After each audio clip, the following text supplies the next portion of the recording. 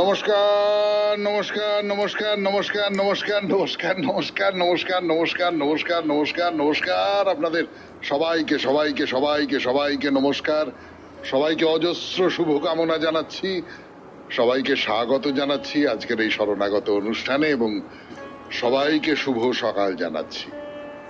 সত্যি সত্যি শুভ হোক আজকের সকাল, আগামী সকালগুলো, আগামী দিনগুলো আমাদের সবাইকার জীবনে শুভ হোক।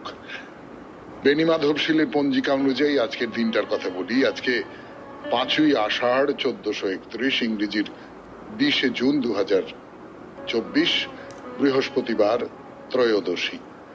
সূর্যোদয়ের সময় ভোর 4:55, সূর্যাস্তের সময় সন্ধে 6:22। নক্ষত্র অনুরাধা। আজকে জন্মে বৃশ্চিক রাশি, বিপ্রবর্ণ, দেবগণ। অপরাহ্ন 5:47 গতে রাক্ষসগণ। আমাদের হোয়াটসঅ্যাপে চিঠি পাঠাবার নাম্বার 9831922927। চিঠির গোড়ায় অতি অবশ্যই SG এই কথা কটি লিখতে হবে। আর যে কথাটা বলা দরকার সেটা হচ্ছে যে আগামী বৃহস্পতিবার, মানে আজকে তো এমনি সাধারণভাবে যেরকম শরণাগত অনুষ্ঠান হয় সেইভাবেই হবে, আবার আগামী বৃহস্পতিবার আপনাদের চিঠিপত্র নিয়ে অনুষ্ঠান হবে। তো সেই চিঠির বিষয় কি হবে সেটা না হয় 7 দিন আগেই বলে দিলাম। বলে দেবার পেছনে একটা উদ্দেশ্য আছে, সেটা তো আপনারা বুঝতেই পারছেন যে বেশ ভালো করে মন দিয়ে লিখে আগামী মঙ্গলবারের মধ্যে সেই চিঠি আমাদের দপ্তরে পৌঁছে যাওয়া চাই। চিঠিটা খুব বেশি বাড়াবেন না, আপনারা আবার অনেকে ওই সীমারেখাটা পার হয়ে যাচ্ছেন, মানে 250 শব্দের মধ্যে লিখবেন, তা না হলে বড় মুশকিল হয়। এইটা একটু দয়া করে খেয়াল রাখবেন। তো এই যে চিঠির যে বিষয়টা, সেই বিষয়টা হচ্ছে আকাশের রং।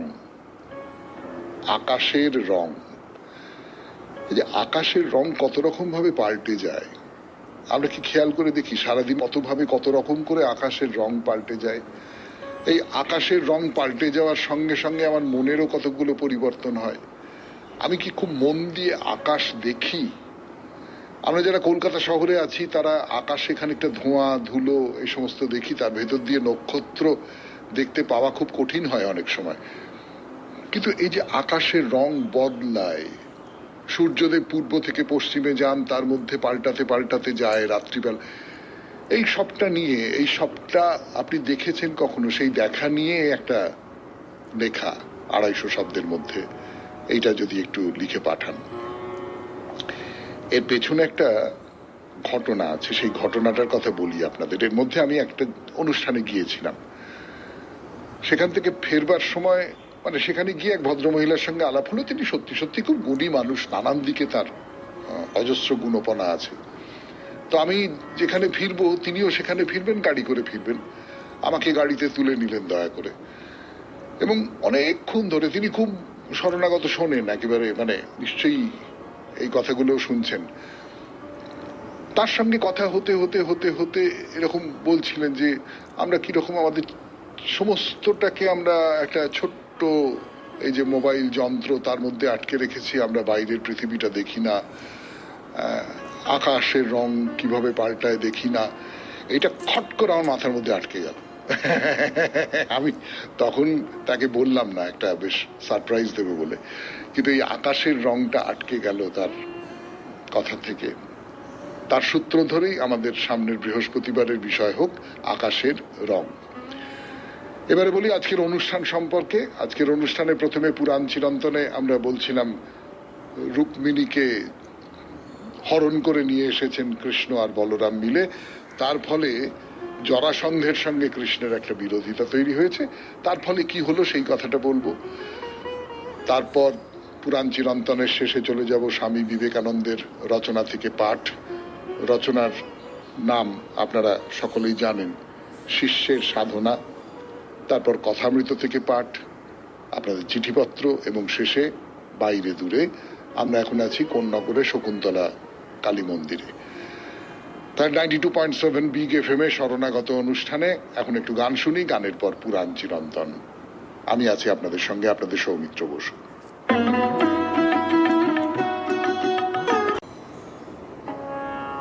যা বলেছিলাম আপনাদের গতদিন এবং আজকের অনুষ্ঠান সূচিতেও যে কথা বললাম এই 92.7 বিগ এফএম এর শরণাগত অনুষ্ঠানে, যে জরাসন্ধের সঙ্গে কিন্তু কৃষ্ণের একটা স্থায়ী বিরোধিতার জায়গা তৈরি হয়ে গেল। তার কারণ জরাসন্ধের যে স্নেহভাজন শিশুপাল, তার সঙ্গে রুক্মিণীর বিয়ে হবে, বিয়ের আসর থেকে তাকে তুলে নিয়ে এলেন কৃষ্ণ তার প্রেমের সম্মান বাঁচাবার জন্য।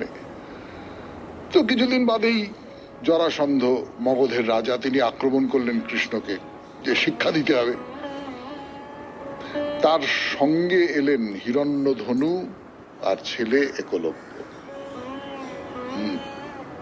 আপনাদের বলেছিলাম না গতদিন যে একলব্যর গল্পটা শেষ হয়নি। হিরণ্যধনু আর তার ছেলে একলব্য জরাসন্ধের সঙ্গে যোগ দিলেন এবং কৃষ্ণের বিরুদ্ধে যুদ্ধ করতে এলেন। তো যুদ্ধ চলছে, একলব্য তার মধ্যেই কৃষ্ণকে সরাসরি যুদ্ধে আহ্বান করে বসল।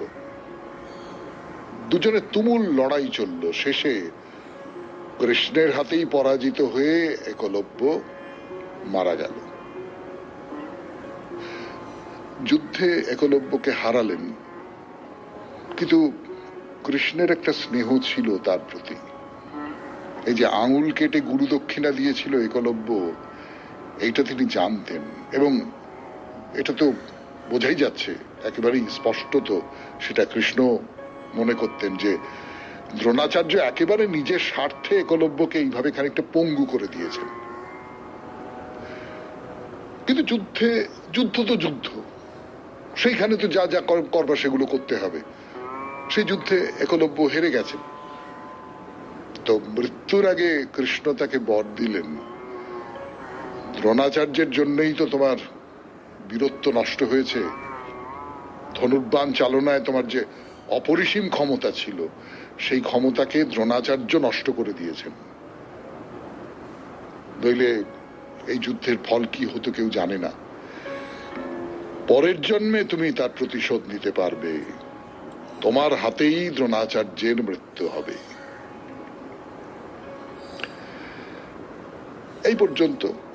তারপরে কি হলো না হলো সেটা বলি আবার। এই দ্রোণ আর দ্রুপদ পাঠশালায় পড়বার সময় থেকেই একেবারে অভিন্ন হৃদয় বন্ধু ছিলেন। দ্রোণর বাবা হচ্ছেন ঋষি ভরদ্বাজ, আর দ্রুপদ ছিলেন পাঞ্চাল রাজ পৃষতের ছেলে। তো ঋষির ছেলে, তার তো টাকা পয়সা নেই, তার খুব গরিবের মতন করে থাকেন, ছেঁড়া ফাটা পোশাক, কোন রকমে দুবেলা খাবার জোটে। অন্যদিকে দ্রুপদের তো রাজার ছেলে। তো এই যে বড় লোকের ছেলে আর গরিবের ছেলে, দুজনের মধ্যে ভীষণ বন্ধুত্ব। তা দ্রুপদ একদিন দ্রোণকে বললেন যে, এই শোন, বড় হয়ে আমি তো রাজা হবই, তখন দেখবি তোর আর কোনো অভাব থাকবে না। আমার রাজপ্রাসাদে তুই যখন ইচ্ছে তখন আসবি, তখন ঢুকে পড়বি, তুই হবি রাজার প্রিয়তম বন্ধু, তুই একেবারে রাজার মতোই হবি। এই কথা পাঠশালায় দুজনে পড়াশুনো করেন দ্রুপদ, তিনি দ্রোণকে বলেছেন। 92.7 বিগ এফএম এ শরণাগত অনুষ্ঠান শুনছেন পুরাণ চিরন্তন। ফিরে আসছি গানের পর। ফিরে এলাম 92.7 বিগ এফএম এ শরণাগত অনুষ্ঠানে। পাঠশালায় দেওয়া প্রতিশ্রুতি যে বড় হলে আমি রাজা হব, তুই যখন ইচ্ছে আমার কাছে আসবি, তুই আমার বন্ধু, সবচেয়ে ভালো বন্ধু ইত্যাদি। কম বয়সের কথা দেওয়া সে আর বেশি বয়সে কে মনে রাখে বলুন। অনেক বছর বাদে দ্রুপদ সত্যি একদিন পাঞ্চাল রাজ্যের রাজা হয়ে সিংহাসনে বসেছেন। এর মধ্যে দ্রোণের বাবা মারা গেছেন, তার অবস্থা আরো খারাপ হয়ে পড়েছে। দ্রোণের একটি ছেলে হয়েছে, অশ্বত্থামা। ছেলেকে ভীষণ ভালোবাসেন, এক মুহূর্ত তাকে ছাড়া থাকতে পারেন না দ্রোণ। তো অশ্বত্থামা বন্ধুদের সঙ্গে খেলে বেড়ায়, সেখানেই সে শোনে সবাই নাকি রাত্রির বেলা ঘন দুধ খেয়ে ঘুমোতে যায়। সে নাকি অসাধারণ ভালো খেতে, এবং সেই খেয়ে তাদের এত বুদ্ধি, দুধ খেলে খুব বুদ্ধি বাড়ে। এ তো আমরা ছোটবেলায় শুনেছি না, মা বলতেন দুধটা খেয়ে নে, দুধটা খেয়ে নে, দুধ খেলে বুদ্ধি বাড়ে। তো সেই দুধ খেলে বুদ্ধি বাড়ে। তো বাবার কাছে এসে বলে যে, বাবা বাবা বাবা, আমি আমি রাত্রিবেলা ঘন দুধ খাবো বাবা, কিন্তু দ্রোণের ক্ষমতা আছে নাকি অশ্বত্থামাকে দুধ খাওয়াবার? দুবেলা খাবার জোটে না, দুধ কোত্থেকে আসবে? তো এর মধ্যে বন্ধুরা একদিন মজা করে বলে, দুধ খাবি, দুধ খাবি, এনে দুধ নে, বলে তাকে পিটুলি গোলা খাইয়ে দিল। তো আগে তো কখনো দুধ খায়নি। অশ্বত্থামা ওই পিটুলি গোলাকেই দুধ ভেবে মহানন্দে খেয়ে নিল। তারপর নাচতে নাচতে বাড়ি ফিরলো। বাড়িতে এসে তো বাবাকে বললো, বাবা বাবা আজকে আমি দুধ খেয়েছি, জানো দুধ খেয়েছি বলে সব বললো। দ্রোণ বুঝতে পারলেন যে পিটুলি গোলা খেয়েছে ছেলে, আর সেই পিটুলি গোলা খেয়ে সে মনে করেছে যে আমি দুধ খেয়েছি। এইটা সহ্য করা যায় না। এই যে একটা ছেলেকে বঞ্চনা করা হলো, ছেলের একটা সামান্য আবদার আমি রক্ষা করতে পারছি না, আমি আমি আত্মহত্যাই করব। এই সময় বন্ধুরা তাকে পরামর্শ দিল, আরে ধ্রুপদ ছোটবেলার বন্ধু, সে তো এখন রাজা, তার কাছে যাও। তার কাছে গিয়ে কি হলো না হলো সে পরের দিন দেখা যাবে। 92.7 বিগ এফএম এ শরণাগত অনুষ্ঠানে এখন একটু স্বামী বিবেকানন্দের রচনা থেকে পাঠ। আমি আপনাদের সৌমিত্র বসু। 2.7 বিগ এফএম এ শরণাগত অনুষ্ঠানে আমি আপনাদের সৌমিত্র বসু এখন স্বামী বিবেকানন্দের রচনা থেকে পাঠ। রচনার নাম শিষ্যের সাধনা। খ্রিস্টান বিশপ হস্তদ্বারা কাহারো মস্তক স্পর্শ করিয়া নিজে পূর্বক বিশপের নিকট যে শক্তি লাভ করিয়াছিলেন সেই শক্তি সঞ্চার করিয়াছেন বলিয়া দাবি করেন। বিশপ বলেন, যিশু তাহার সাক্ষাৎ শিষ্যদের মধ্যে নিজের শক্তি সঞ্চার করিয়াছিলেন, শিষ্যগণ আবার অপরের মধ্যে সেই শক্তি সঞ্চার করেন। এইভাবেই পরম্পরাক্রমে খ্রিস্টের শক্তি তাহার নিকট আসিয়াছে। আমরা বিশ্বাস করি শুধু বিশপগণ নন, আমাদের প্রত্যেককেই সেই শক্তি লাভ করিতে হইবে। আপনারা প্রত্যেকেই সেই প্রচন্ড অধ্যাত্ম শক্তির আধার হইতে পারেন। কেন হইতে পারিবেন না? না হইবার কোনো কারণ নাই। কিন্তু প্রথমে আপনাকে একজন গুরু, যথার্থ গুরু খুঁজিয়া লইতে হইবে। মনে রাখিতে হইবে যে তিনি সামান্য মানব মাত্র নন। আপনি একজন দেহধারী গুরু লাভ করিতে পারেন, কিন্তু প্রকৃত গুরু দেহের মধ্যে নাই। চোখে যেমন দেখিতেছেন গুরু সেই রূপ দেহধারী মানুষ নন। গুরু আপনার নিকট মানব রূপে আসিতে পারেন এবং আপনি তাহার নিকট শক্তি লাভও করিতে পারেন। কখনো কখনো তিনি স্বপ্নে দেখা দিয়া শক্তি সঞ্চার করেন। গুরুর শক্তি আমাদের নিকট নানা ভাবে আসিতে পারে, কিন্তু আমাদের জন্য, মর্ত মানবের জন্য গুরু অবশ্যই আসিবেন। তাহার আবির্ভাব ক্ষণ অবধি আমাদের প্রস্তুতি চলিবে। আমরা বক্তৃতা শুনি, পুস্তক পড়ি, ঈশ্বর, আত্মা, ধর্ম ও মুক্তি সম্বন্ধে তর্ক বিতর্ক করি। এগুলি আধ্যাত্মিকতা নয়, কারণ আধ্যাত্মিকতা পুস্তকে, দর্শনে বা মতবাদে নাই। ইহা বিদ্যায় বা বিচারে নাই, অন্তরের প্রকৃত বিকাশে নিহিত। তোতা পাখিও বুলি মনে রাখিয়া আওড়াইতে পারে। যদি আপনি বিদ্বান হইয়া থাকেন তাহাতে কি আসে যায়? গর্দভেরা সমস্ত গ্রন্থাগারটি পৃষ্ঠে বহন করিয়া লইয়া যাইতে পারে। সুতরাং যখন যথার্থ আলোক আসিবে তখন পুঁথিগত বিদ্যার আর প্রয়োজন হইবে না। নিজের নামটি পর্যন্ত সই করিতে অক্ষম ব্যক্তিও ধার্মিক হইতে পারেন, আবার পৃথিবীর যাবতীয় গ্রন্থাগারের জ্ঞানরাশি যাহার মস্তকে পুঞ্জীভূত আছেন তিনিও পারেন না। আধ্যাত্মিক উন্নতি পুঁথিগত বিদ্যার অপেক্ষা রাখে না। পাণ্ডিত্যের উপর আধ্যাত্মিকতা নির্ভর করে না। গুরুর স্পর্শ, শক্তি সঞ্চার দ্বারা আপনার হৃদয় জাগ্রত হইবে। তারপরই আধ্যাত্মিক উন্নতির আরম্ভ। উহাই যথার্থ অগ্নিমন্ত্র দীক্ষা। আর থামিতে হইবে না, আপনি ক্রমেই অগ্রসর হইবেন।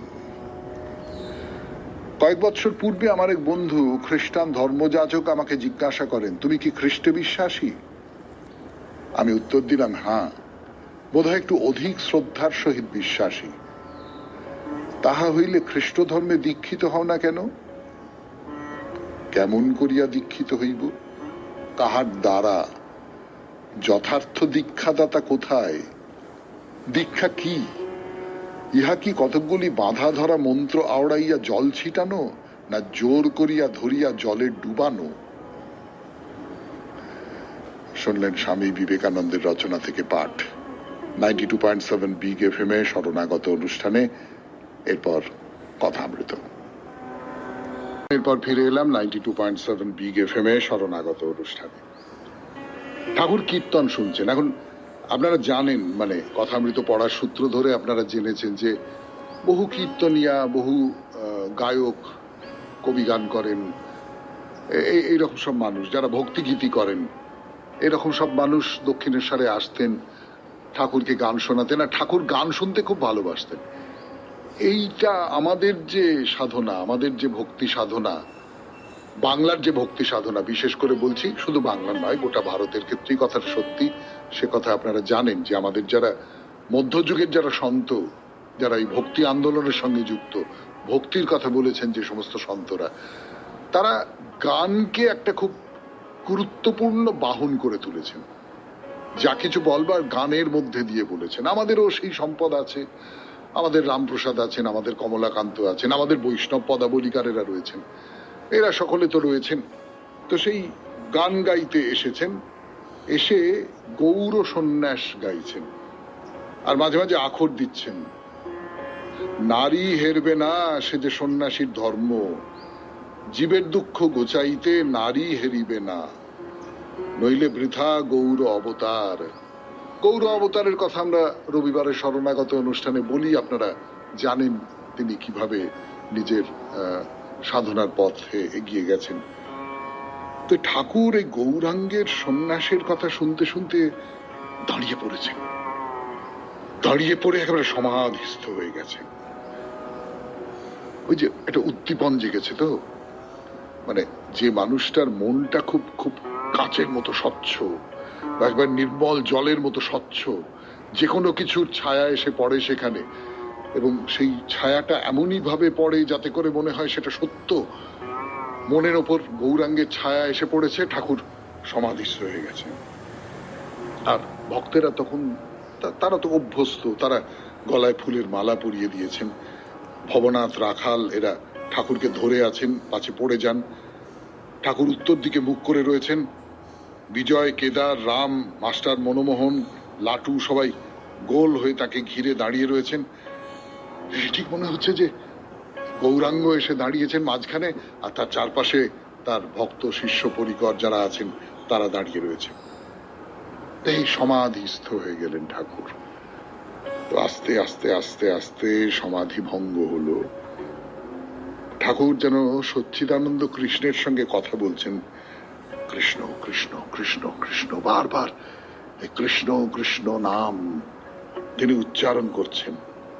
আর কখনো বলতে পারছেন না, কথা জড়িয়ে যাচ্ছে, বলছেন কৃষ্ণ কৃষ্ণ কৃষ্ণ কৃষ্ণ সচ্চিদানন্দ, কই তোমার রূপ আজকাল দেখি না, এখন তোমায় অন্তরে বাহিরে দেখছি, জীব জগৎ চতুর্বিংশতি তত্ত্ব সবই তুমি, মন বুদ্ধি সবই তুমি, তুমি তুমি তুমি তুমি তুমি তুমি অখণ্ড, তুমি আবার চরাচর ব্যাপ্ত করে রয়েছ, তুমি আধার, তুমি আধেয়, প্রাণ কৃষ্ণ, মন কৃষ্ণ, বুদ্ধি কৃষ্ণ, আত্মা কৃষ্ণ, প্রাণ হে গোবিন্দ মম জীবন। এই করতে করতে করতে করতে আস্তে আস্তে সমাধি ফিরে এসেছে। তো বিজয় কৃষ্ণ গোস্বামীও সেখানে ছিলেন। ঠাকুর বলছেন যে, বাবু তুমিও কি বেহুশ হয়েছ? তো বিজয় বলছেন, আগে না, আমি বেহুশ হইনি। তো কীর্তনী আবার গাইছেন, আধ হলো প্রেম, কীর্তনী গাইছেন যে সদাই হিয়ার মাঝে রাখিতাম ওহে প্রাণবধূ হে, সদাই হিয়ার মাঝে রাখিতাম। 92.7 বিগ এফএম এ শরণাগত অনুষ্ঠানে শুনছেন কথামৃত থেকে পাঠ। আমি আপনাদের সৌমিত্র বসু। বলছেন যে প্রেম কাকে বলে, কথামৃত থেকে পড়ে শোনাচ্ছি আপনাদের 92.7 বিগ এফএম এ শরণাগত অনুষ্ঠানে। বলছেন প্রেম কাকে বলে, তার জগৎ ভুল হয়ে যায়, তার দেহ ভুল হয়ে যায়। ঠাকুর গান গেয়ে গিয়ে বোঝাচ্ছে না, সে গান আমরা শুনতে পেলাম না। বলছেন হরি বলিতে ধারা বেয়ে পড়বে, সেদিন কবে হবে? অঙ্গে পুলক হবে, সংসার বাসনা যাবে, দুর্দিন ঘুচে সুদিন হবে, কবে হরির দয়া হবে। হরি বলতে চোখ দিয়ে জলের ধারা গড়িয়ে পড়বে, সেদিন কবে হবে? সমস্ত গায়ে কাঁটা দিয়ে উঠবে হরির নাম করলে। সংসারের প্রতি যে বাসনা আছে সে সমস্তটা মুছে যাবে। তখন সংসারের এই যে পাক, এই পাক থেকে যদি মুক্ত হয়ে যাই তাহলে সুদিন আসবে, কবে হরির দয়া হবে। হ্যাঁ, ঠাকুর দাঁড়িয়ে পড়েছেন, নাচছেন, ভক্তরাও সঙ্গে সঙ্গে নাচছেন।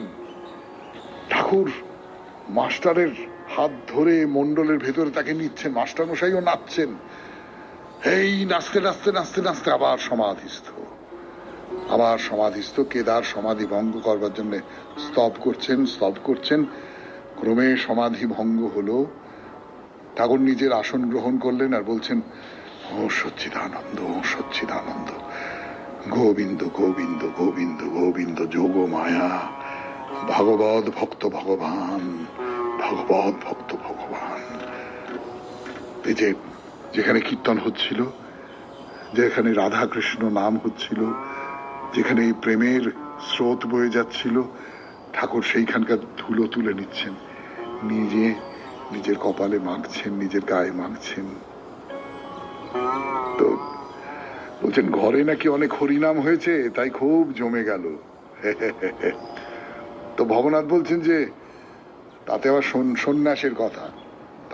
রামকৃষ্ণ বলছেন, আহা কি ভাব গো, প্রেমধন বিলায় গোরা রায়, প্রেম কলসে কলসে ঢালে তবু না ফুরায়, চাঁদ নিতাই ডাকে আয় আয়, চাঁদ গৌর ডাকে আয়, ওই শান্তিপুর ডুবু ডুবু নদে ভেসে যায়। এই তো হলো কথা, চৈতন্যদেবের কথা, যে কলসে কলসে প্রেম ঢালছি তবু প্রেম শেষ হয় না।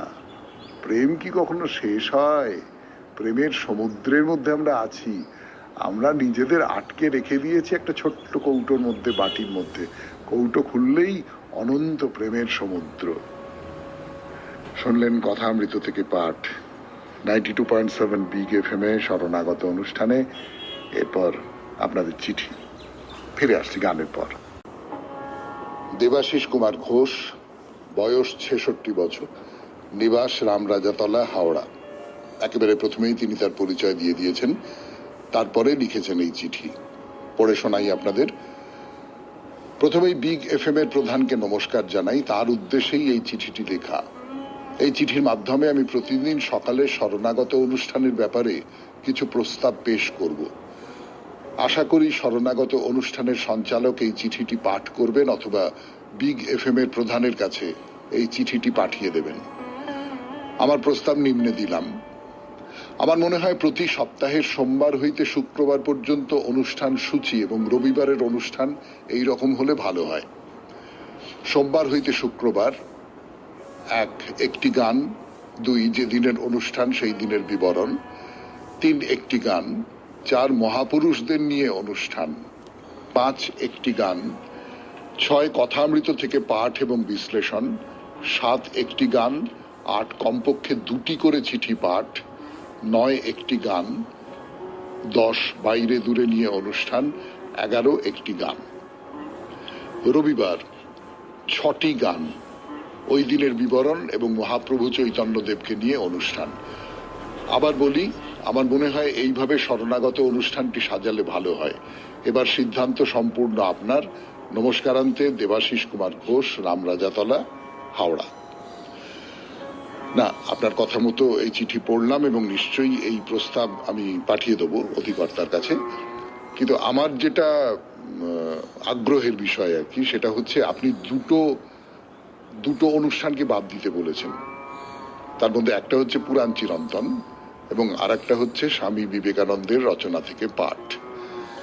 এই দুটো অনুষ্ঠান আপনার তত ভালো লাগে না। আপনার মনে হয়েছে যে তার জায়গায় মহাপুরুষের কথা যদি চলে আসে, মহাপুরুষের কথা যদি সোম থেকে শুক্রবার শনিবার পর্যন্ত চলে, তাহলে সেটা ভালো হয়। ঠিক আছে, দেখা যাক। আপনার প্রস্তাবটা নিশ্চয়ই বিবেচনা করা হবে। বিবেচনা করবেন যারা ঊর্ধ্বতন কর্তৃপক্ষ আছেন।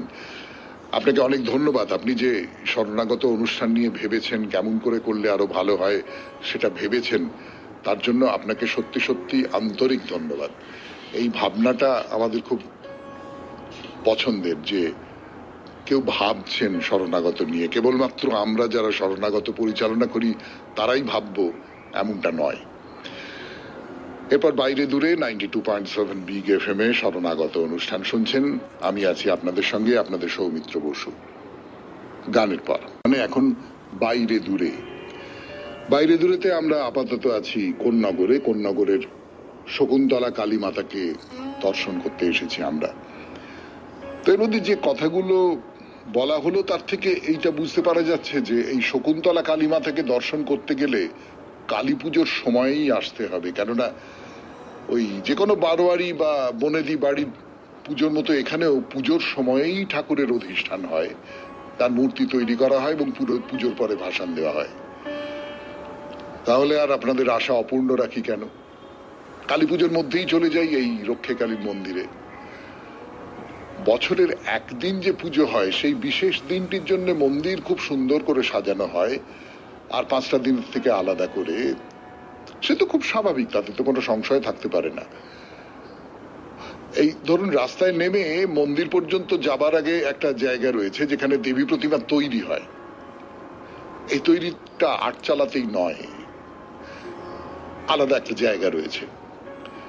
একটা কথা বলে রাখি, এই যে মা শকুন্তলা, ইনি কিন্তু কোনো অবস্থাতেই সূর্যের মুখ দেখবেন না। সেই জন্য তাকে তৈরি করা হয় সূর্যাস্তের পরে।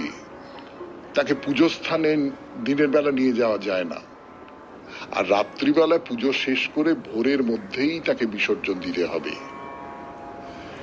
এই যে প্রথা, পুরোটাই রাত্রিবেলা, পুরোটাই।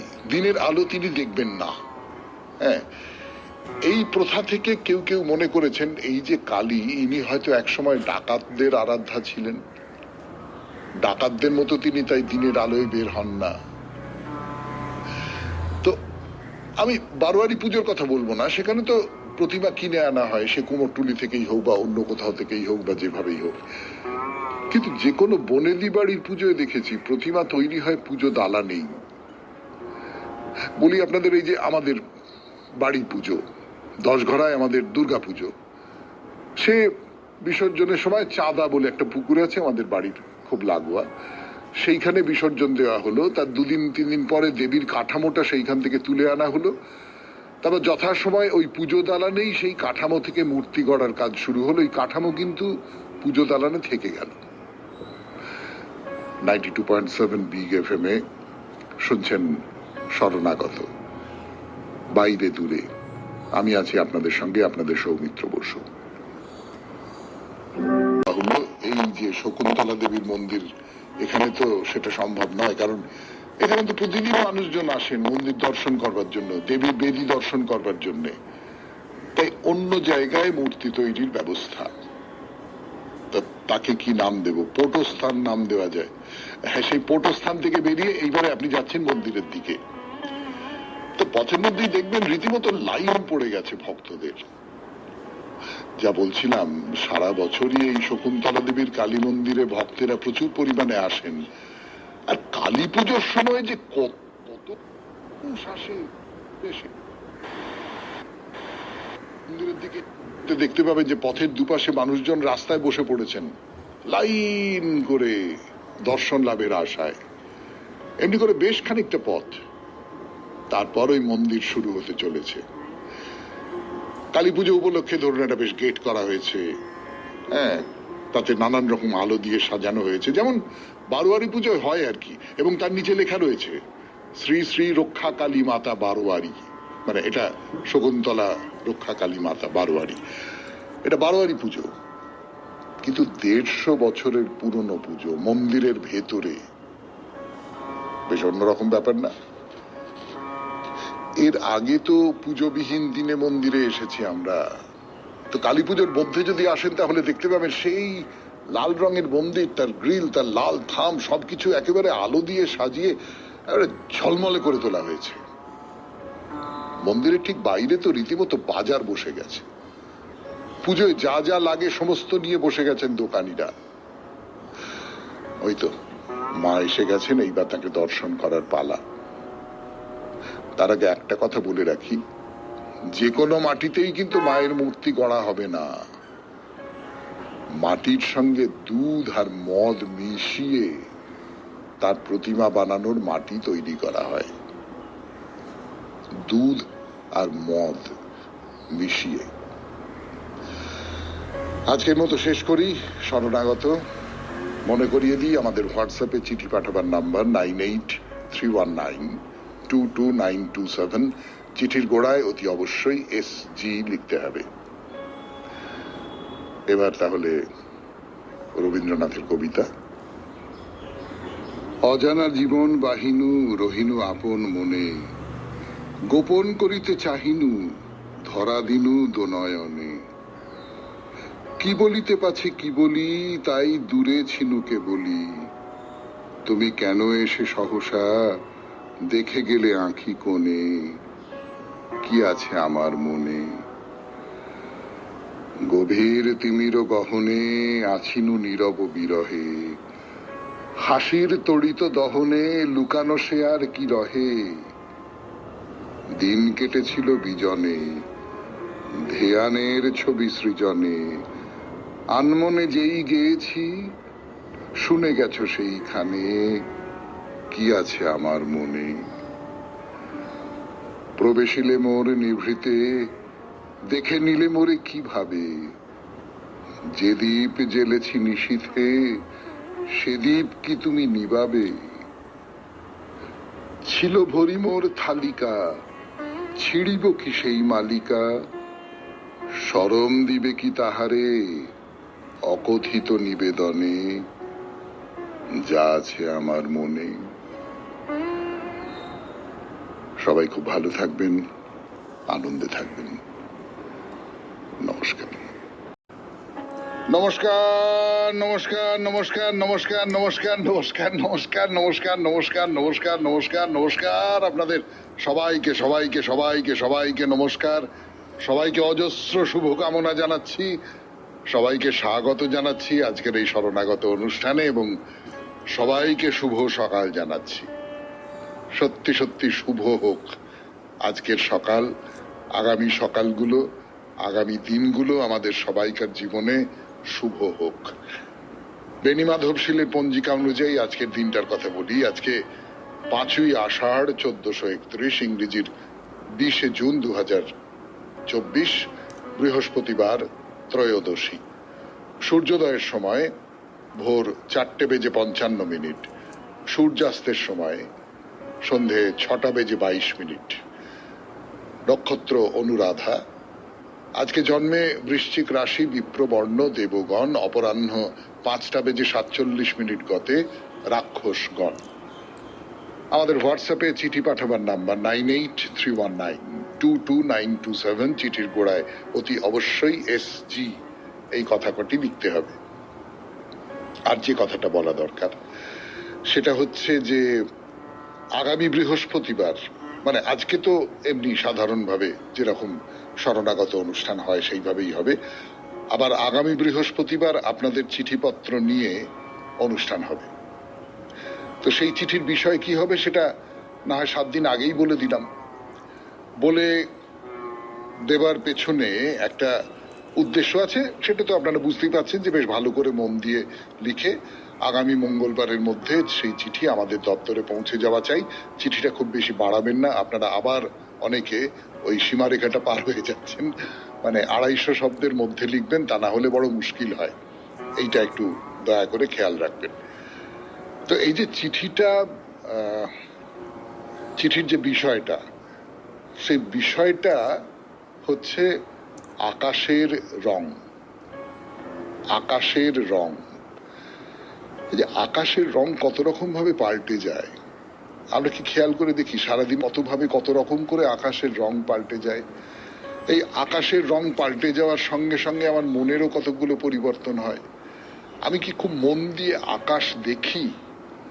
আমরা যারা কলকাতা শহরে আছি তারা আকাশে খানিকটা ধোঁয়া ধুলো এই সমস্ত দেখি, তার ভেতর দিয়ে নক্ষত্র দেখতে পাওয়া খুব কঠিন হয় অনেক সময়।